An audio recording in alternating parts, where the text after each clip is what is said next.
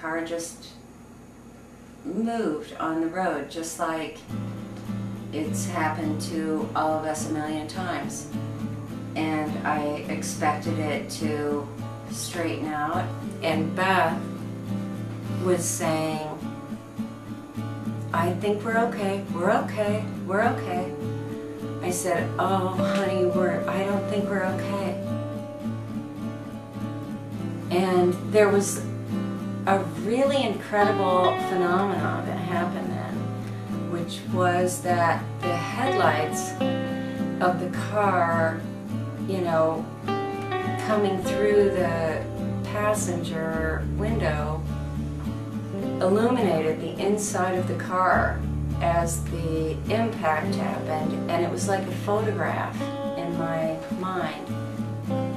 It seemed as though I was watching that photograph, and the inside of the car continued to be illuminated as our car rolled off of the highway.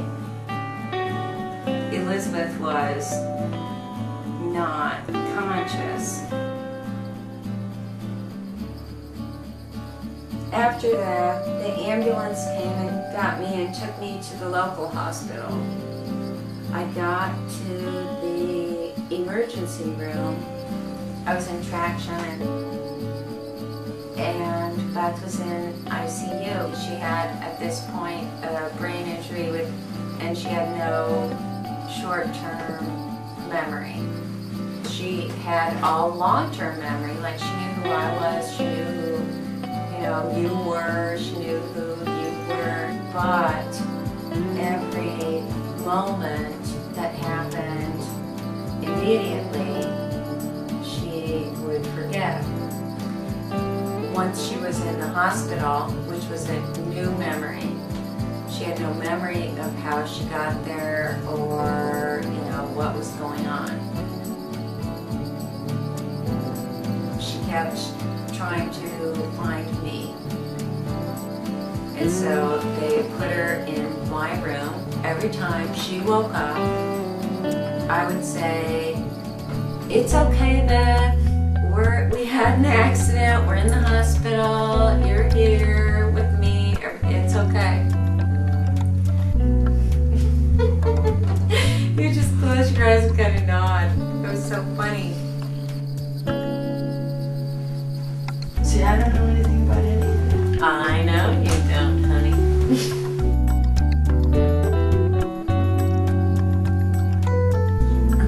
It's not so good.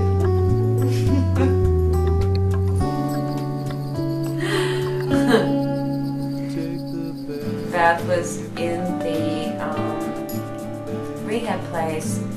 She called me a lot and told me terrible, terrible stories. I know terrible things were happening to you.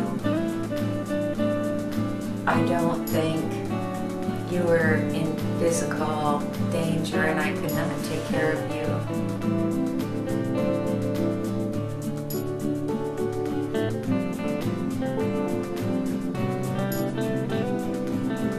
But you were doing really and smart things, it's like if you have no short-term memory, it's rational to think that you have been kidnapped and you're being tied up, because she was tied up and, restrained. And all those things become rational. If you just wake up somewhere,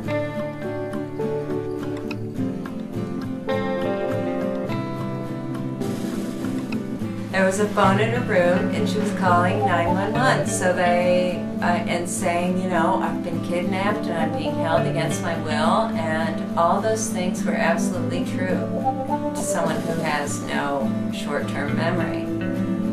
They had disconnected her phone from being able to call 911, and so what she was doing was taking the phone apart to try to reattach it to the outside world so that she could call 911 and tell someone that she had been kidnapped.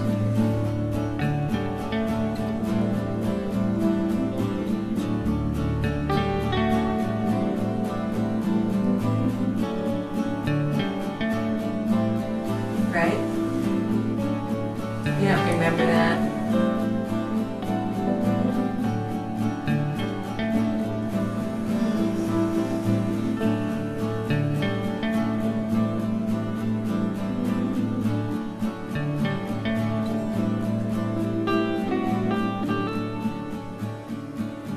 They had brought the bedroom furniture downstairs. When Beth walked into the house, she didn't recognize it because it didn't fit her model from her long-term memory. The weird thing was when something wasn't where I thought it should be, I couldn't see it. If I put a glass on a shelf, then I would know that the glass should be on the shelf, but if I went back to get it and it wasn't there, I couldn't see it. I couldn't. Like even if it was moved like 5 inches, Yeah. I couldn't find it.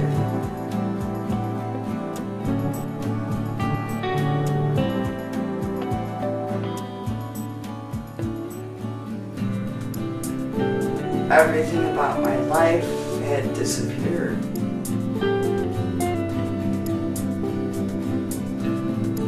that is a really good example of like long-term, short-term memory.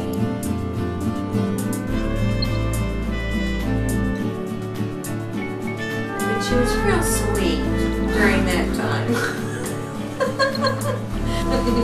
It was kind of nice.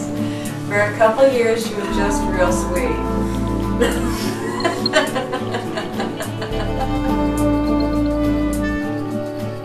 Well, there were 2 years in there when Beth was really struggling, and then she like woke up like herself.